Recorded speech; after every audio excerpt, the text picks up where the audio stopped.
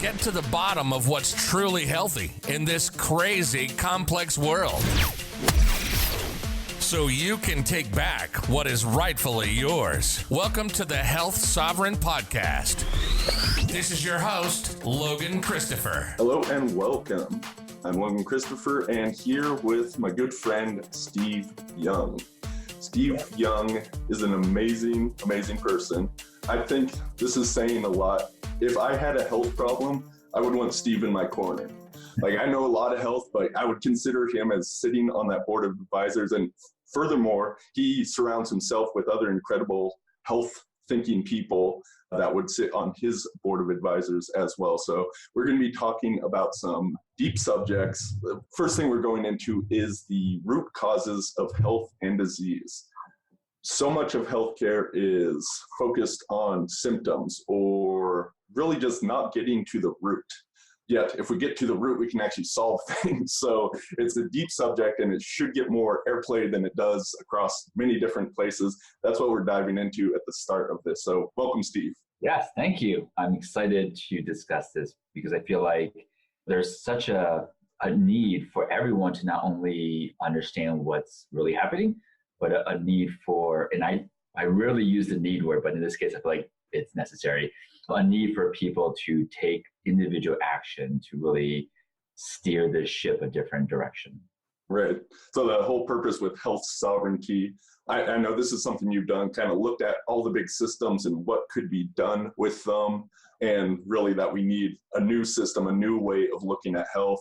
So we're very much in alignment with that. And what I saw was, if we can get people to understand just some of the basic foundations of health, such as, try to find the root cause, then we can begin to get people to break out of the paradigm that really kind of has a stranglehold on people. Yes, for sure. Yeah, it's interesting. Just yesterday, I had a discussion with Richard, who founded TED Talks. And just really briefly, healthcare came up. And in a split second, here's a guy, the guy knows a lot. Like, he's a smart dude, right? And so immediately he's like, healthcare can't be fixed. Next. Very interesting comment from him. That was just very eye-opening. Yeah, so it'd be very interesting to kind of do a dive into this topic because, like you said, I've looked at it for many years. Like, how do we, quote unquote, fix healthcare? I shared the same idea with Richard, which is I don't think it can be, quote unquote, fixed. I feel like people can take their part in sort of shifting it a tiny bit, but I actually don't think it can be fully fixed. So. Yeah, and this is a conclusion I came to myself in looking at all the different aspects.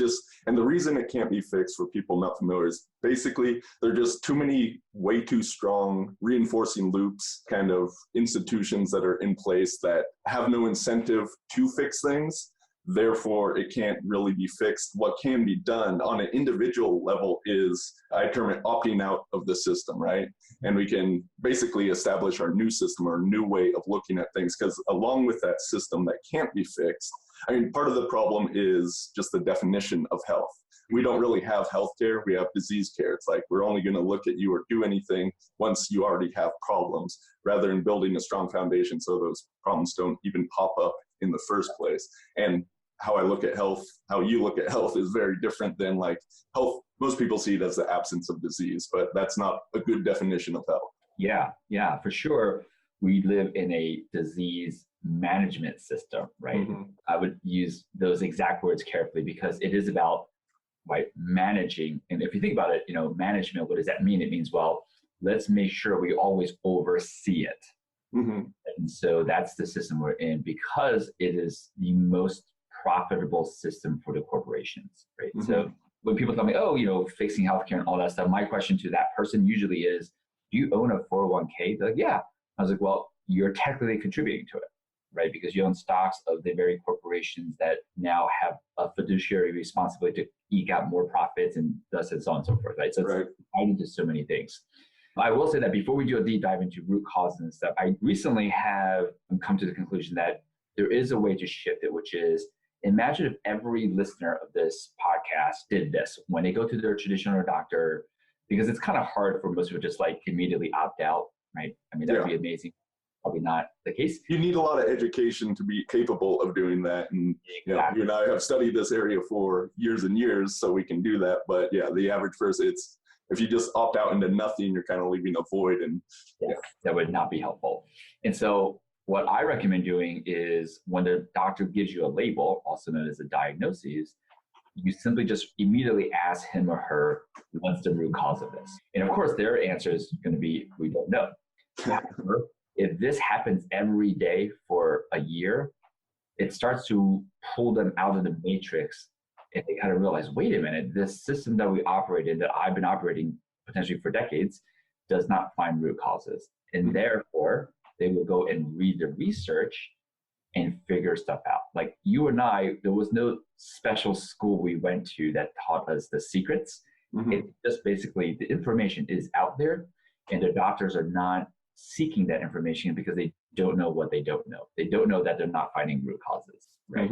So I feel like there's a grassroots huge potential to get people to just simply say to the doctor, hey, what's the root cause? Yeah, I think one important distinction there is the difference between root cause and root causes. So part of the reason medicine is the way it is the reductionist science, which is really trying to define like, okay, we have one cause and it causes one effect. So you have eating, let's say, too much fatty food, which means your cholesterol is too high, and we can manage that by giving you a statin. And that's as simple as this works, linear cause and effect.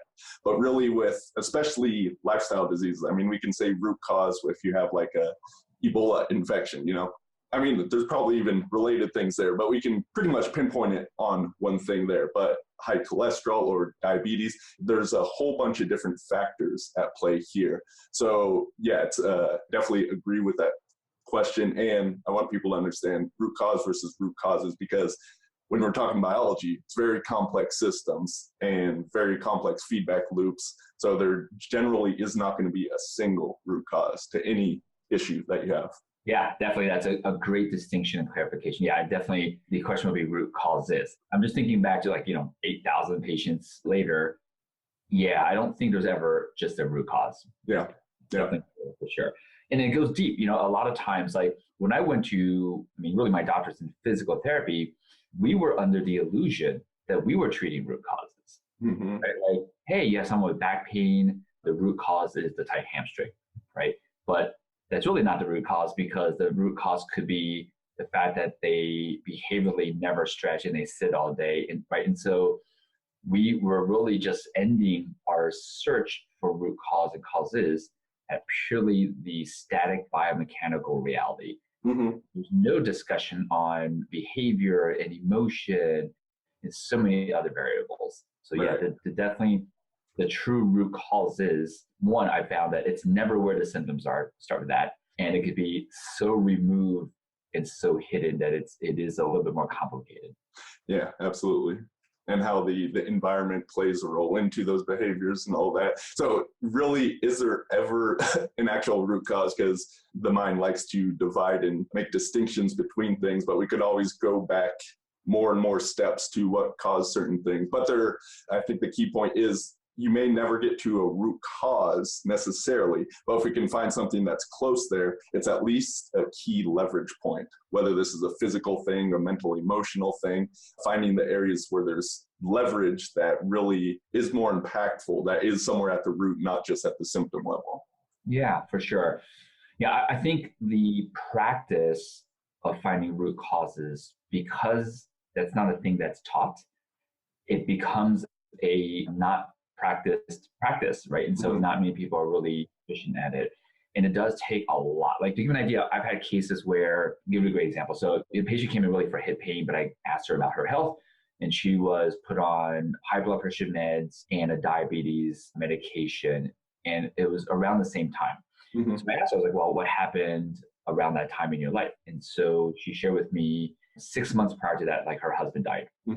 So as soon as she thought about it, she started crying, which tells me, of course, she has not emotionally processed this. And it's not by accident that she had high blood pressure and diabetes and all this stuff happened 6 months after this super heightened emotional state that she went into. So one could say, and obviously the doctors didn't ask her this question. Right. So they just put her on the medications for the rest of her life. So on the surface, you could say, oh, so the root cause is her husband dying, right? And that emotional stimulus. But it may not be, right? It may be how when she was young, I didn't go this deep with her, it could be how when she was young, she felt like she needed a male figure in her life to feel secure and she lost that. Who knows, right? And it could be that deep. And so that's really fascinating when you start digging into true root causes. It is a pretty not practiced thing that no one has really figured out a simple system. Yeah, absolutely. So this brings up another thing. So most of medicine is all focused on the physical. There is some amount of mental emotion. I like to divide it. Everyone's going to have a different model, but physical level, energetic model, mental, emotional levels, and spiritual levels. And you have a similar sort of distinction. When with physical, definitely we can go like mechanical, chemical, all these different areas, which it's helpful to do to kind of see these different levels. So most medicine is just focused on that physical level. So hip pain, let's give you some drugs for that, or do a surgery, you need a hip replacement. Very few people are looking at, oh, hip pain could be because my husband died, right? Understanding that sometimes a physical symptom does have a physical cause we need to address, but many times there's a mental or emotional cause as well. And there could be causes on multiple levels. So I do feel this is getting away from that reductionism, even just looking on the physical level, but a holistic model looking for root causes across the different levels. I feel that's very important and also a thing not generally looked for. Yeah. And this subtle but powerful and important distinction, a lot of times people will say we treat you holistically. We treat your body, we treat your mind, we treat your spirit. In that language pattern, it suggests there are three kinds or three parts of you. Yeah. Well, I clarify, I could say, no, imagine if you're standing in the middle of the room and I'm looking at you from north, and someone's looking at you from south, someone's looking at you from east, someone's looking at you from the west. And each one of those could be a mind, body, a spirit, or a chemical. If you turn, any movement you do, we can all see you. Right? And so if you move your hand up, the mechanical self, like if I'm only looking at you mechanically, I'd be like, yeah, I can see the top of your hand. And the person from the south can see, well, I can see the bottom of your hand moved. And so it's very helpful and necessary to look at the human from different frames while we use language to make sure we help everyone understand. It's just looking at you from a different frame. It's not like there's different parts of you. Yeah. It's subtle, but super powerful. Because people are like, oh, I have my mind and my body, as if something that can happen to the body doesn't affect the mind. Of course it does. It's all you. It's one system through the lens of the body, through the lens of the mind, through the lens of spiritual. Yeah, absolutely. It's the difficulty of language, right? So I often see like mind, body, spirit. I'll hyphenate those to imply that it is a system that where all levels affect all levels, but even saying there's levels is in a sense separating these things out, which does make this a trickier thing to do so. But even to just recognize those levels in the first place, when so many people think like, oh, it's my health, therefore it's a physical thing. It's not that simple. Yeah, I find it helpful to first get that frame established. It's just different perspectives. And then everything after that, it's okay if we start to use language that suggests there are different parts, because we've already established that frame. It's like, it's just different perspectives. Right. And from there, for sure, just literally an hour and a half ago, I was working on someone's thoracic spine. There was like a knot basically. So I have a knot there, I have pain there. So, as I'm working on that, because I know from experience, this is not just mechanical. I talked about, because her language, like, this is draining me. When I drive, it kills me. And so we had this whole talk on like language and how that's doing, in our lives. And when I got to talks of like her job, keep in mind my pressure, I'm not doing anything different mechanically. All of a sudden she's like, oh my God, the pain's much worse, right? As soon as we talked about her job, like boom, pain heightened, right? And so I was helping her establish like, yeah, it's because how we feel, think, the meaning that we're assigning to things directly dictates and controls and influences our health, all the way down to like that muscle in her back. Right. All obviously all related. So yeah, and so that connection isn't really even being conceptualized in mainstream medicine and it's definitely not being put into practice for sure. Mm-hmm. Something just occurred to me when you brought up the thoracic spine. I'm not sure why I made this connection, but I do feel it's important, is people are predominantly immobile in the thoracic spine, coming from my training background in mobility, learning how to move this mid-spine, and that's right where the heart is, right? And people are so constricted in this area, more so than I'd say generally than any other area of the body. I find that very interesting. So I want to steer this a bit. So we've talked about the root causes of health and opened up to mean like everything that could possibly go wrong, and say there's actually no one single cause, and we can keep going back. So we've made it complex. Can we simplify, like, what should people be looking for as far as root causes? And one of the things I was looking at, so I was thinking just in terms of the biochemical, right?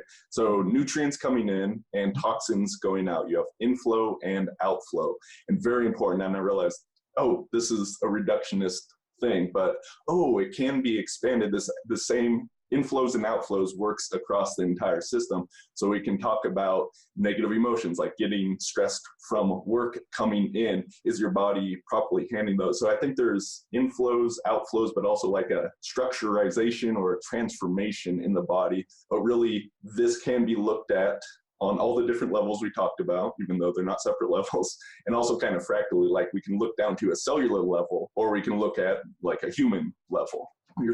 Yeah, I thought about this a lot. And so absolutely correct. We made the frame of finding root causes very complex, which from my understanding, it is complex. However, here's the good news. Imagine if we were a cup, right? And we want the cup to hold 10 ounces of coffee, water, whatever you want to hold, right? And somehow throughout our lives, people have been poking, or ourselves, something has poked holes in the bottom of the cup and the water's dripping. Mm-hmm. So to find who poked it, how they poked it, what they poked it with, and how to plug those holes can be very complex. Mm-hmm. However, if we just pour enough water back in through the top, you will still get 10 ounces. Yeah. And so pouring water in the top is pretty simple. And so if we use that analogy applied to humans, if we just accelerate adaptation and healing fast enough, it doesn't matter if you have certain root causes that you haven't been able to find in place, your body will just adapt that much faster, right? And so I feel like finding root causes is complex, but unblocking healing is actually much more simple, right? Because we have so much data on this. For example, we know the average American has 300 to 700 industrial chemicals in them. So if we pull that out, you're definitely going to heal faster. 93% of people have Roundup in their system. If we pull and get rid of the Roundup in your body, which affects your gut, which your gut health, is much better, which affects so many things downstream, right, you're going to heal faster. We know most people in America aren't sleeping quite as well as they used to. So improving sleep, you're going to heal faster. And we know most people through the language pattern, it shows like under so much stress.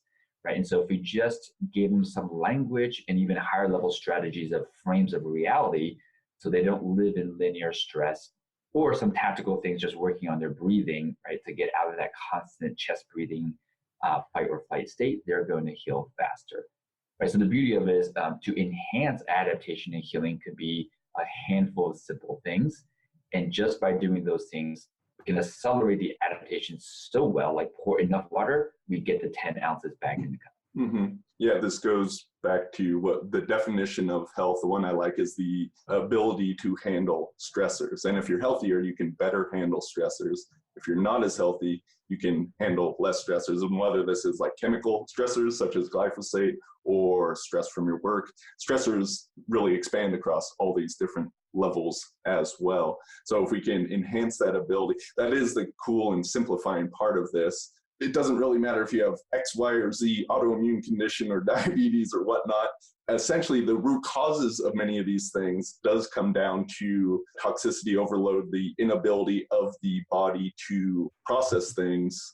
And if we can clear that up, as you said, the body has this natural healing capacity that we really don't understand, that we cannot mimic with our best machines or anything like that at this time. The body is able to do that. We just need to get out of the way, or get the things out of the way that stop that process from happening. And many of these chronic lifestyle illnesses, which is the biggest thing today, will resolve themselves.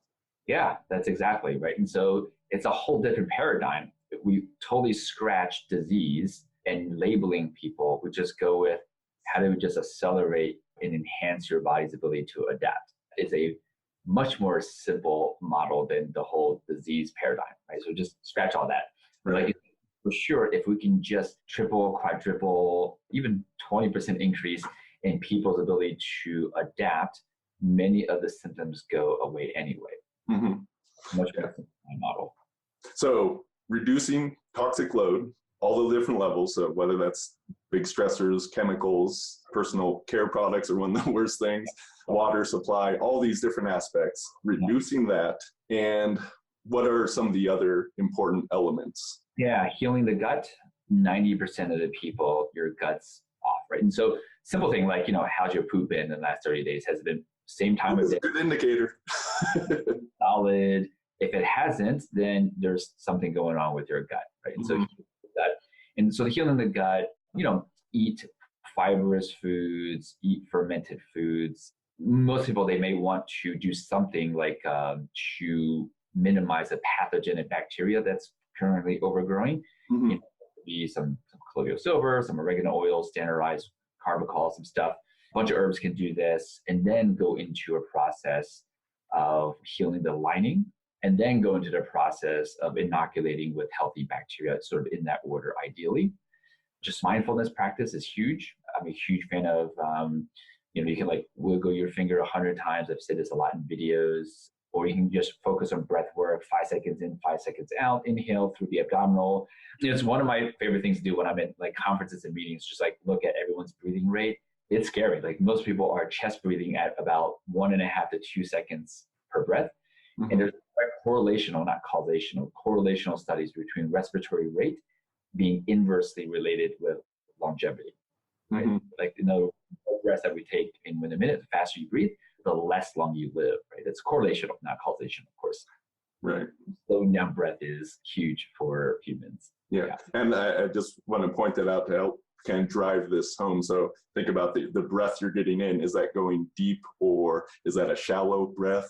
Then that part of that inflow, that is part of that healing energy coming in. And then breathing out, like what is your exchange of oxygen, carbon dioxide, a bunch of things we can look at, but it's that same frame there. One thing I definitely want to add too is the importance of getting the right things in. So it's not just reducing the toxic load, but getting those right things in. And that is like a mindfulness practice is one element of that, getting into a state that is much more relaxing than the average state people go throughout their days. But the nutrients, all the different micronutrients, vitamins, minerals, which the cool thing about if you're switching towards healthier food, you're generally getting the stuff that you need nutrient wise, but also detoxing things. So it can have both those effects. It can help with the inflows and the outflows, because unfortunately your body cannot heal if there's, let's say, no selenium around. There's going to be problems that come up from that. Yeah, it's interesting when it comes, if we want to go a little bit more detail into nutrients, everyone we've ever tested with SpectraCell, which is essentially like a 6-month average of your vitamins and minerals. Right, by looking inside the cells. Yeah, by looking inside a cell, the T lymphocyte cell. It's just a cell it's your immune cell that lives for 6 months. Everyone we've ever tested has deficiencies. Mm-hmm. So just our food supply is just not nearly as nutritious as it once was. I mean, I'm a great example. So I literally eat average 15 servings of fruits and vegetables a day, and I still have deficiencies when I test myself, right? And so, yeah, it's fascinating. I feel like at this point, my usual recommendations, like no matter what, if you can't get testing, take like a good daily vitamin. Mm-hmm. Yeah. And good is a key point on that, because most of the stuff out there is all the branded days don't work. Yeah. Because there's so many brands. My usual recommendation in general is a good multivitamin is at least 4 pills per serving. Mm-hmm. Anything less than that, it can't be well formulated. Right. Yeah. Just the mass of certain nutrients like magnesium, that takes up a lot of space because we need a lot of magnesium. Most people are deficient in that. Yeah, definitely. I'm with you on that one.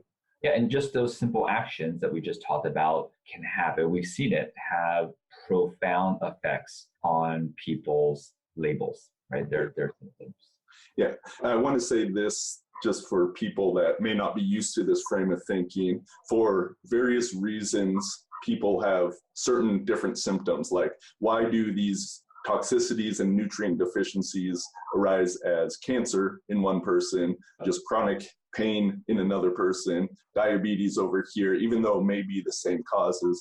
And this is for a variety of reasons, like genetic differences. I'm not huge on genes, but genes certainly do play a role, all kinds of other things, and recognizing that like mental or emotional trauma corresponds to certain areas of the body. So yeah, problem you had as a kid could manifest into one of these things, which is something some people are looking into, but is not very well understood as well. So this is a key point to understand, that all these root causes, just the basics of health and healing, just manifests differently based on a variety of factors. Yeah, we could do a whole nother podcast on that. There's all kinds of research now on we'll call it heightened emotional experiences as a child, turning on specific genes epigenetically that has effects. I just look at it as those are like different holes in the bottom of the cup. Right. And we just talked about in the last 10 minutes, it's just how to just pour more water in. Like ignore all the holes in the bottom. Yeah. Oh, and I want to say this is fun to think about too, just I was talking about this inflow and outflow thing and transformation, even down to a genetic level, because we know with epigenetics, things are turned on and off, although we may not be changing the genes themselves unless you have a mutation because of radioactivity or whatnot. The epigenetics is those on-off switches, which is the same format of what we're talking about. So I thought that was really cool to see. Yeah, it's very interesting. Back when I was in high school, right, and even in college, like, is it nature versus nurture, right? Are we born with these genes? Is that dictating our health, or is it nature? Now we know nature affects nurture, right? In other words, the environment in our causal loop. it actually is now able to switch on and off the genes in any way. So in a way, if you look at it, it's mostly nature, right? Mm-hmm. Mostly our thoughts, emotions, foods, environment, all that stuff. Right. Okay, I want to switch gears right now, and we can definitely come back to this topic, but want to really dive into what is the future of healthcare, the future of medicine? Where are we going with this stuff? Because we've established the healthcare system is broken. It's not going to be fixed, although there may be some leverage points and different things that can be done within that. There's going to be something new, quite different coming in the future. What does that look like? Sure. Yeah, so we could definitely talk about that. So within the system, there's all kinds of technology that is going to make the current system better. And those would be like genetic editing. They're going to be like, depending on how much future you want to go, and you want like nanorobots in our body killing cancer cells for us, to a new class of drugs that actually treat aging versus a very specific label. These are all things that are being worked on. So I call all those things within the system to make the system more effective. It's still essentially things that managing disease better, right? There's a whole nother paradigm, which is something I feel like I'm working on, which is how do we bypass the system, right? How do we have people heal so well that most of the times, unless from some type of trauma happening to the body, that you never really even go into the system. And so this would be getting people to take on some of the behaviors and actions that we talked about. It's changing their work environment. So it's actually promoting health versus illness and disease, right? Because of the inactivity. It's having at the workplace, instead of just a wellness program, it's actually having things that accelerate healing in the workplace, right? Because if you're having the behavior in place, the environment is pro-health, and then there's, we'll call it technologies to speed up healing. If those things were in place, most people would not need to ever go into the system. Right. Okay. A lot of things there. And I want to explore this topic. So much of health, what I've recognized is our technology is kind of leading us astray in many ways. And I'm reminded of the Einstein quote, you can't solve a problem with the same level of thinking that created it. So I'm curious, with the first part you were talking about there, within the same system, just having better and better technologies, is that really going to solve the problems, in your opinion? No. Yeah. So those are essentially, to put it very bluntly, there will be yet more profitable ways to manage the disease. Right. Advanced science, and also a more profitable way to manage disease. And a great example of this is the first case when they use CRISPR, like genetic editing, to resolve a cancer, right? So how they justify the cost, which I believe was $470,000 for the treatment. Yeah. They said, well, the cancer, chemo, and all that stuff typically would have cost $600,000, so we're charging $470,000 for this treatment. Right? That's, again, it's either way too expensive. Right. And so obviously, not the masses can go and get a $470,000 treatment. And so I'm not a fan, which is why I start off with I feel like Richard was so quick and like, it can't be fixed. There's a lot of truth to that. It's because these advancements are basically breaking Einstein's rule. They're still in the same paradigm, making the paradigm better. Well, if you think you have a shaky foundation in the first place, just based off of what we now know as some false assumptions, then it doesn't matter where you kind of go with these things, because it can't be real or truthful, or really can't get to the causes if you're never even looking at causes in the first place. Yeah. And I feel like whatever is the opposite of the things, actually another thing that Richard said just came to my mind. So smart guy. So if you're really good at black, you might want to consider practicing white. Right? It's that duality, right? And so if you think about it, if we become essentially very good at disease management, the opposite of that is disease prevention, right? Like healing. Yeah. So I feel like this is where the goal is at. How do we get that much better at healing and focus on healing and adaptation so we never get to the other end of the spectrum, which is disease? Yeah. And also, it's especially CRISPR, right? Genetic engineering. We do not understand the thing that the GMO mosquitoes that they released recently that were supposed to self-terminate, and they did not do so. It's like, oh, we got it wrong. And what are the ramifications of doing such a thing? You can look at some of the genetic engineering where they forget the exact details, but they tweaked some sort of genes or the DNA for a pig for some sort of reason, and it grew like an extra vertebrae. Like, we do not understand this stuff we're playing with, and that scares me. Yes. There will be all kinds of those effects for a while. Yeah. That's going to be a wrap for this episode. It's me here, Logan Christopher, along with Dr. Steve Young, talking about the root causes of health and disease. Next week, we'll be back with Steve to discuss the future of medicine. How do you take all this crazy stuff about cause, and where are we going in the future with our technology and how that relates to health? Very exciting episode, so stay tuned. One other thing to keep in mind is if you really want to support your health, get those nutrients in, but also things that help support detox systems that are there in your body. Then be sure to check out LostEmpireHerbs.com. We have some amazing stuff that can help support your health, your healing, your performance over there. So be sure to patronize. That's what makes this podcast possible. And if you're loving this podcast, once again, love to hear those reviews from you. Send me an email at logan@LostEmpireHerbs.com or leave a review on iTunes. The more we do this, the more we spread this message of health sovereignty out to a whole bunch of other people. So be sure to recommend the podcast to your family and friends as well. Thank you much. And once again, we'll be back with the future of medicine next week. This is thepodcastfactory.com.